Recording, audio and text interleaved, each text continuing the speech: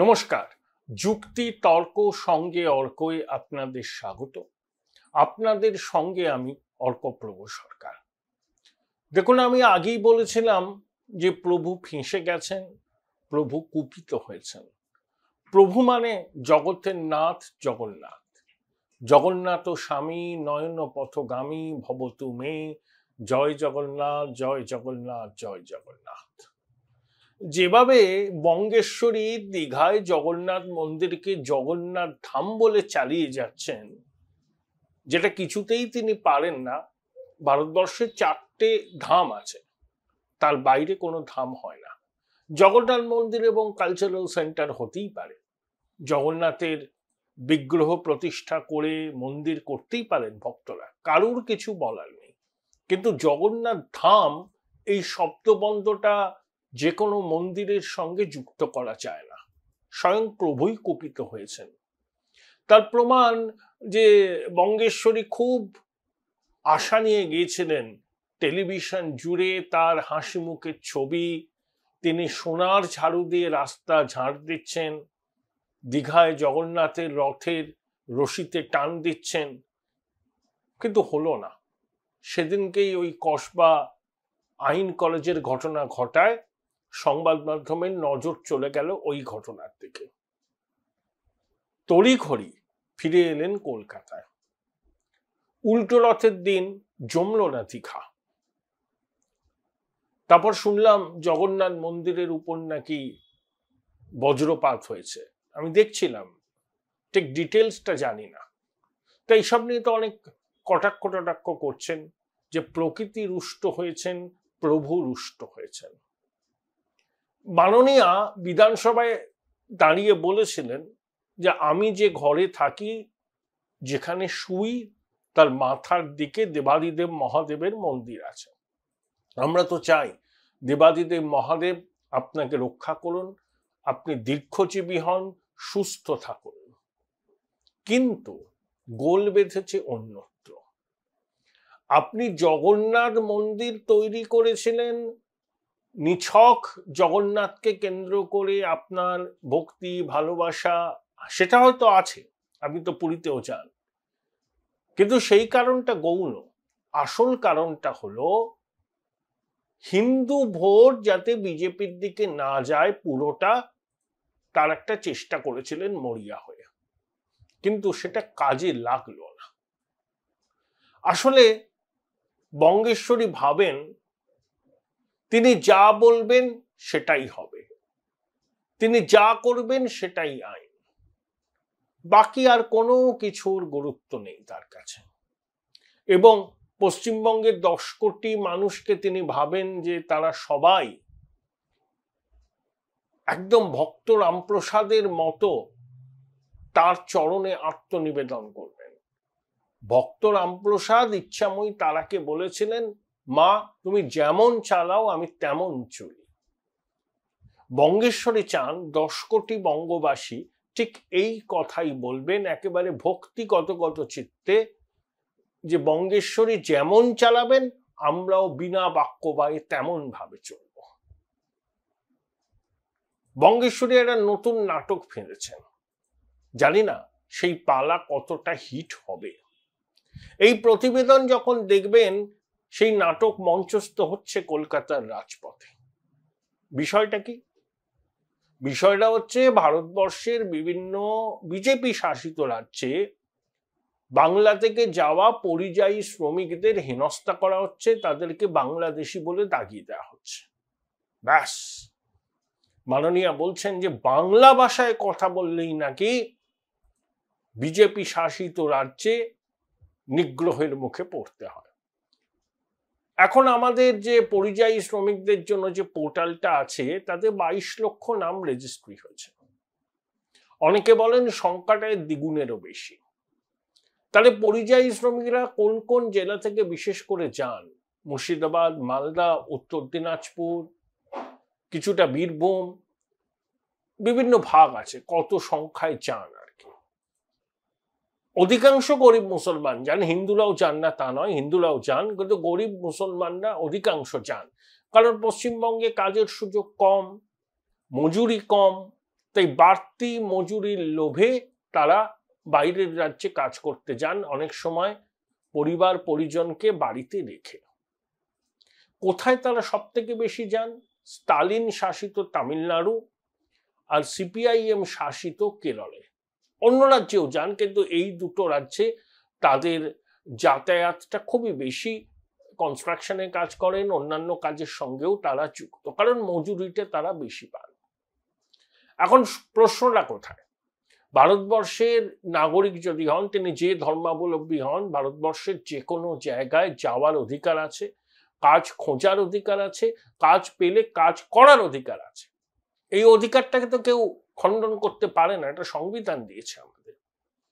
কিন্তু বিদেশি নাগরিক, বাংলাদেশি অনুপ্রবেশকারী, রোহিঙ্গা, যারা দীর্ঘদিন ধরে বাংলায় ঢুকেছে, বিভিন্ন উপায়ে জাল পরিচয়পত্র সংগ্রহ করে তারা এই জনসমুদ্রে মিশে গেছে।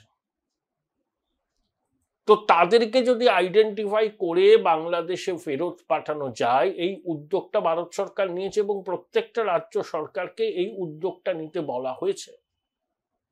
সেখানেই মাননীয়ার আপত্তি।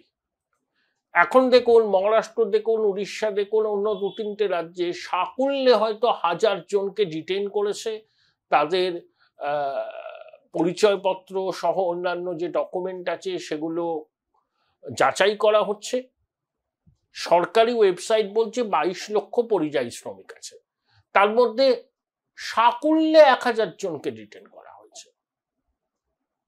তাতেই মাননীয়া বলছেন যে বাংলা ভাষায় কথা বললেই বিজেপি শাসিত রাজ্যে নিগ্রহের মুখে পড়তে হয়, এরা বাংলা বিরোধী। ওরে বাবা, শুধু পরিযায়ী শ্রমিক কেন, এই পশ্চিমবঙ্গ থেকে বিগত 10-12 বছরে কয়েক লক্ষ ছেলে মেয়ে বাইরে চাকরি করছেন, বাইরে পড়াশোনা করছেন। একজনের মুখ থেকে শুনতে পাবেন যে তারা বাংলায় কথা বলার জন্য হেনস্থার মুখে পড়েছেন? একটা হলেও হতে পারে, হয় না। 99% ক্ষেত্রে এই ধরনের কোনো ঘটনার কথা আমরা জানি না। আবার পশ্চিমবঙ্গেও বহু অন্য রাজ্যের মানুষ কাজ করেন, তারাও এখানে নিগ্রহের মুখে পড়েন না। কিন্তু বাংলাদেশি অনুপ্রবেশকারী, রোহিঙ্গা মুসলমান, তারা যদি পরিচয় ভাঁড়িয়ে ভুয়ো নথিপত্র জোগাড় করে ভারতের নাগরিক হিসাবে পরিচয় দিয়ে ভোটার তালিকায় নাম তুলে অন্য রাজ্যে গিয়ে পরিযায়ী শ্রমিক হিসাবে কাজ করেন, তো তাদেরকে তো চিহ্নিত করতে হবে। এই দেশটা তো তাদের নয়। আমরা জানি তো অনেক স্লিপার সেল এখানে সক্রিয়। আনসার আল্লাহ বাংলা স্লিপার সেল সদস্য সাদ শেখকে এখান থেকে ধরা হয়েছে, আসামে আছে, কেরলে পাওয়া গেছে। তা বিভিন্ন রাজ্যের পুলিশ নিশ্চয়ই তারা কোনো সুনির্দিষ্ট তথ্যের ভিত্তিতেই জিজ্ঞাসাবাদ করছে, এবং অনেককে কিন্তু ছেড়ে দেওয়া হয়েছে। তাদের নথিপত্র দেখে সংশ্লিষ্ট রাজ্যের পুলিশ সন্তুষ্ট হয়েছে এবং তাদের ছেড়ে দেওয়া হয়েছে। ডিটেইন করা হয়েছে পরিচয় যাচাই করার জন্য এরা ভারতীয় নাকি বাংলাদেশি। ডিসেম্বর মাসে রাজ্যসভায় বিজেপির বর্তমান রাজ্য সভাপতি শ্রমিক ভট্টাচার্য সওয়াল করেছিলেন যে সল্ট লেকে Saha institute of nuclear physics, ভাবা অ্যাটমিক রিসার্চের যে কম্পাউন্ড, তার কাছেই বস্তি গড়ে উঠছে, সেখানে যারা থাকছেন শ্রমিকবাবুর দাবি তারা রোহিঙ্গা। তাদের ভাষা কিন্তু আমাদের মতো বাংলা ভাষা নয়, বা বাংলাদেশিরাও যেরকম বাংলা ভাষায় কথা বলেন সেই ভাষাও নয়। বারবার করে প্রশাসনকে জানিয়েছেন। সংশ্লিষ্ট প্রতিষ্ঠান, যেগুলো ভাইটাল ইনস্টলেশন বলা যায়, জাতীয় স্বার্থে অত্যন্ত গুরুত্বপূর্ণ, তাদের প্রধানরা প্রশাসনের দ্বারস্থ হয়েছেন, কিন্তু প্রশাসন কিছু করেনি। তাহলে রোহিঙ্গারা ভারতে ঢুকবে, পশ্চিমবঙ্গে ঢুকবে, তারা ভুয়ো পরিচয়পত্র বানিয়ে দেশে ছড়িয়ে পড়বে, তাদেরকে চিহ্নিত করে ফেরত পাঠানোর উদ্যোগ হলেই মাননীয় ভাববেন যে বাঙালিদের নিগ্রহ করা হচ্ছে। আসলে কোট আনকোট তার ভাষায় দুধেল গাইদের 100% সমর্থন নিশ্চিত করার জন্য তিনি এই নাটকটি মঞ্চস্থ করছেন, যে বাঙালির আত্মপরিচয়কে জাগিয়ে তোলা। আরে বাঙালির সম্মান মর্যাদা ধুলোয় লুটিয়ে দিয়েছে এই সরকার। যেভাবে বিগত 12-13 বছর ধরে চৌর্যবৃত্তির সাম্রাজ্যের ভিত্তিটাকে দৃঢ় করেছেন, এরা মাটি খায়, বালি খায়, কয়লা খায়, পাথর খায়, চাকরি বিক্রির টাকা খায়, সব কিছু খায়। অলিক ক্ষুধায় এরা এবার নিজেকেই না খেয়ে ফেলে। তাহলে বাঙালির মান মর্যাদা সম্মান কে ভুলুণ্ঠিত করছে? কে? চাকরি চোরেরা? তারা কি বাঙালির মর্যাদা ভুলুণ্ঠিত করছে না? 26,000-এর কাছাকাছি চাকরি বাতিল হয়ে গেল একেবারে 17 রকম দুর্নীতির জন্য। এবার আসছে প্রাথমিক, সেখানে যে কি হবে কেউ জানে না। নারী নিরাপত্তা নিয়ে প্রশ্ন উঠছে, আইন শৃঙ্খলা পরিস্থিতি ভেঙে পড়ছে, মুসলমান ভাইয়েরাই মুসলমান ভাইদের দ্বারা খুন হচ্ছেন। সংখ্যালঘু দরদি সরকারের আমলে সংখ্যালঘুরাই তো খুন হচ্ছেন বেশি। আর বঙ্গেশ্বরী বলছেন যে তিনি সংখ্যালঘুদের রক্ষাকর্ত্রী, তিনি বাঙালি অস্মিতাকে তুলে ধরতে চাইছেন। আরে বাঙালি অস্মিতা কারা তুলে ধরতে চাইছে? যারা চাকরিগুলোকে চুরি করেছে, যাদের জমানায় আরজি করে সরকারি হসপিটালে কর্তব্যরত চিকিৎসককে ধর্ষণ করে খুন করা হয়, তারা বাঙালি অস্মিতাকে তুলে ধরবে। অন্য রাজ্যে যারা বাঙালি কাজ করেন, বসবাস করেন, তারা কি বলেন? তাদেরকে তাদের প্রতিবেশীরা কি বলেন? কান পেতে শুনে নিন একবার। নাটক মঞ্চস্থ করার আগে পারিপার্শ্বিকটা দেখে নিন।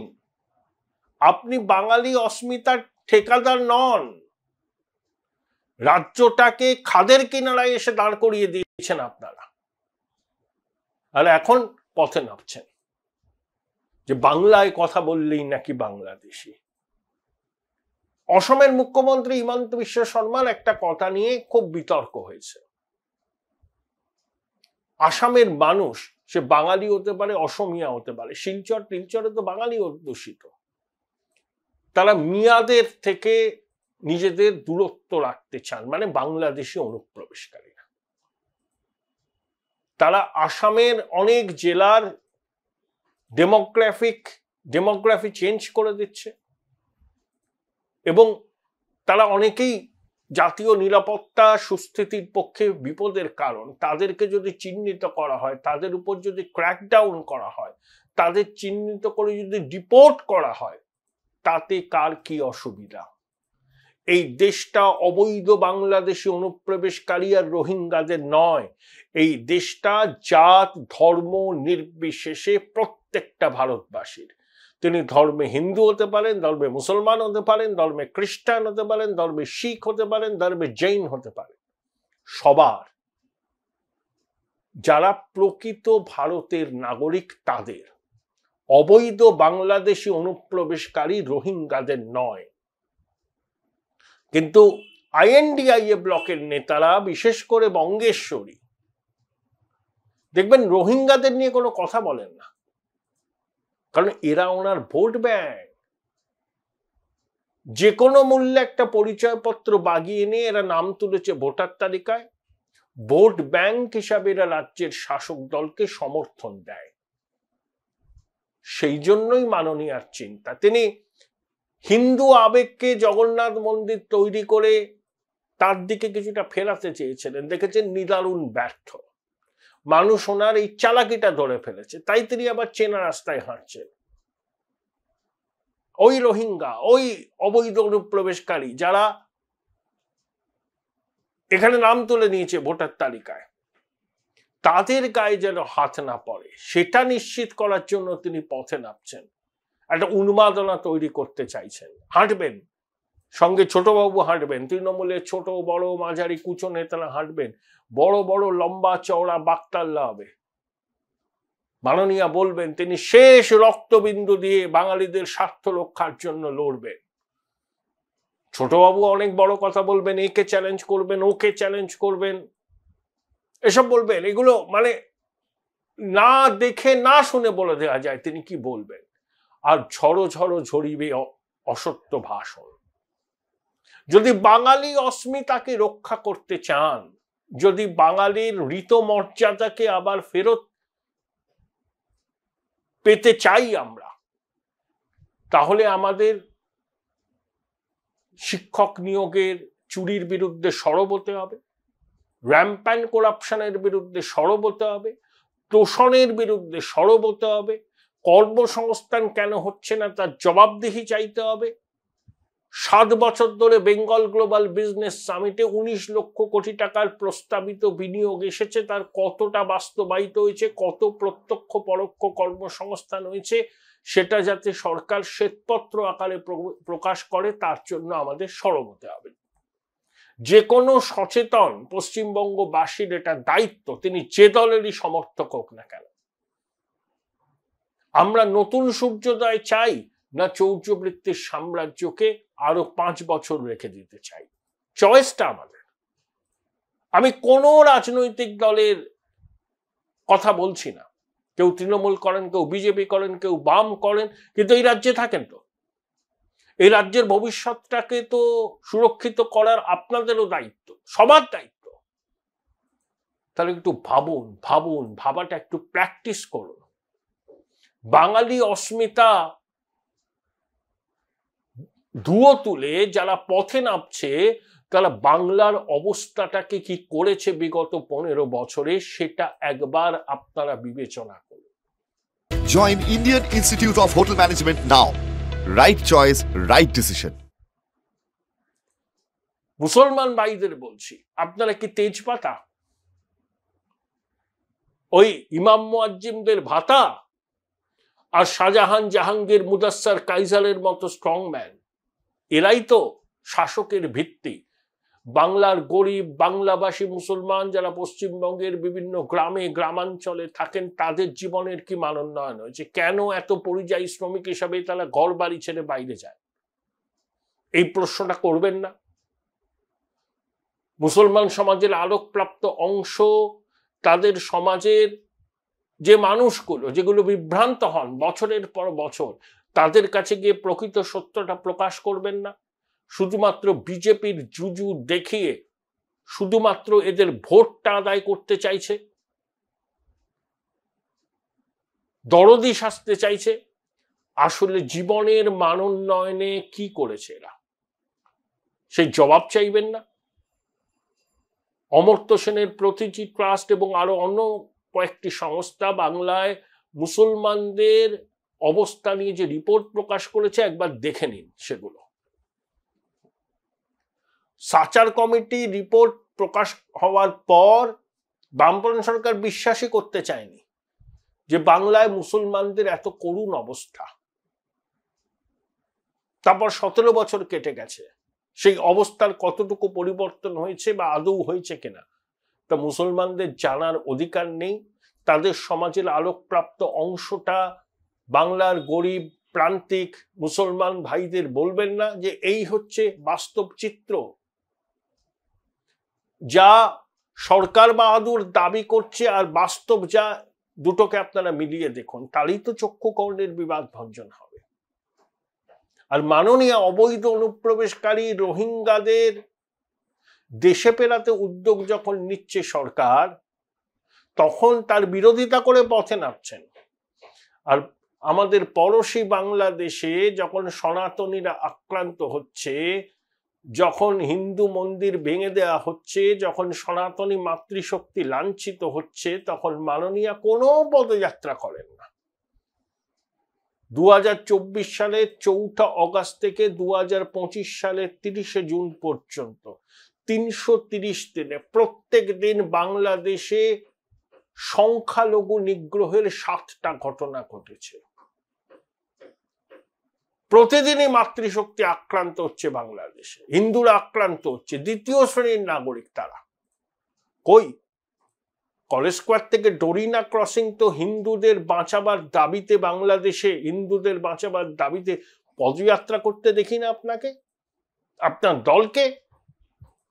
কখনো কখনো চাঁদ সদাগরের মনসা পুজো করার মতো দু একটা এক্স হ্যান্ডেলে পোস্ট করে উদ্বেগ জানান। রবীন্দ্রনাথের কাছারি বাড়ি আর উপেন্দ্র কিশোরের পৈতৃক বাড়ি নিয়ে আপনি বলছেন, কেন্দ্রীয় সরকারকে হস্তক্ষেপ করতে বলছেন, কিন্তু বাংলাদেশে প্রতিনিয়ত হিন্দুরা যেভাবে আক্রান্ত হচ্ছে, খুন হচ্ছে, মাতৃশক্তি লাঞ্ছিত হচ্ছে, তখন তো আপনি কলকাতার রাজপথে আপনার দলকে নামান না। কিন্তু রোহিঙ্গা অনুপ্রবেশকারীদের চিহ্নিত করছে ভারত সরকার, বিভিন্ন রাজ্যের সরকার, তার বিরোধিতা করে পথে নামছেন। আর বাংলাদেশে সংখ্যালঘু হিন্দুরা আজ একেবারে কি বলবো আর কি,